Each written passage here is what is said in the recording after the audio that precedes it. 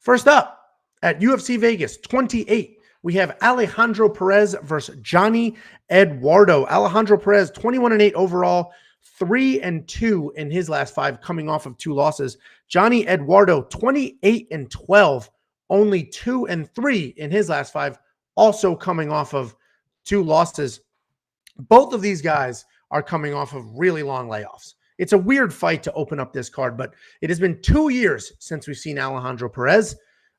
He has good boxing and speed. He throws good power, right? Not insane power, but he does throw things with power, and he's happy to get sucked into a firefight. He has a wrestling background, but I don't expect to see him use it. If you break down the UFC stats, if you start really digging in there, you'll see he averages only 1/2 of a takedown over his entire UFC career, but he does have a 73% takedown defense. So basically, a guy with a wrestling background is using that wrestling to keep it on his feet, and he's not really initiating any takedowns at all because he loves to strike and get into those firefights and make it dirty. He likes to bang. He wants to keep it on his feet, and that's what the stats show.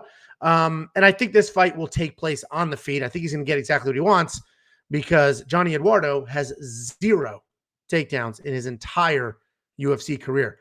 Johnny Eduardo, 3 years since his last fight. 3 years. So we have 2 years for Perez, 3 years for Johnny Eduardo. And he's on the wrong side of 40. He is the definition of feast or famine. And when I get these fights, I don't trust the pick. I trust the line, right? Johnny Eduardo will go out there and take your head off or have his head taken off.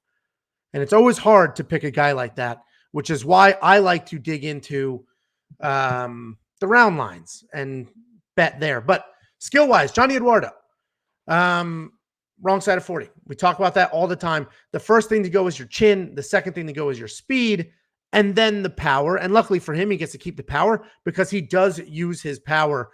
He has it. He throws big, heavy punches. He chases knockouts. When he's on the ground, the aggression doesn't stop. He's there. He's looking for stuff. He will pound away, hunt for a submission, and he's always trying to make something work. So Johnny Eduardo, long layoff, over 40, has power, busy guy if it gets to the ground, but doesn't really get to the ground too often with him. So listen, it's a hard pick. Guys have been out for years. So it's a hard pick. What I will say is I like Alejandro Perez in this fight. He's a decent favorite. I get why. He's got the fresher chin. He's got the better striking. Does he have as much power? No. But he does have really good takedown defense. And honestly, he has a backup plan. He has the wrestling if he needs it. He doesn't use it very often, but it is there if he needs it. So I like Alejandro to win this fight. I'm not betting on him. There's too many unknowns here. But I did bet that this fight does not go the distance. I got that at -115. And I love when that happens because the fight does not go the distance line was -115. But the round line, so under 2.5 rounds, was -140. Which is so weird because if anything, the fight doesn't go the distance line should be worse than it does not go the distance. So I love when I find those holes. I love when I find those gaps. I got that. wewantpicks.com/bets. Jump into the bet online link. That's where I got that bet. If we're looking at DraftKings, I'm not touching either one of these guys. I'm not touching $9,100 on a guy who hasn't fought in 2 years versus a guy that does have legitimate power. I'm not going to do that. I'm not going to spend that money. That's just too rich for my blood. The more or less, 62.5 to 37.5. That's an interesting one. Man, 37.5 is so low. 62.5, he does have some good volume. He could probably make something happen. That one will be interesting.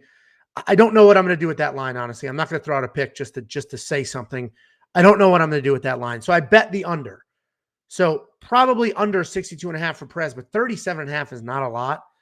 Maybe the less if I think it's going to end really quickly. I'll see what happens to that line over the course of the week. But listen, 2-year layoff, 3-year layoff. What am I going to do?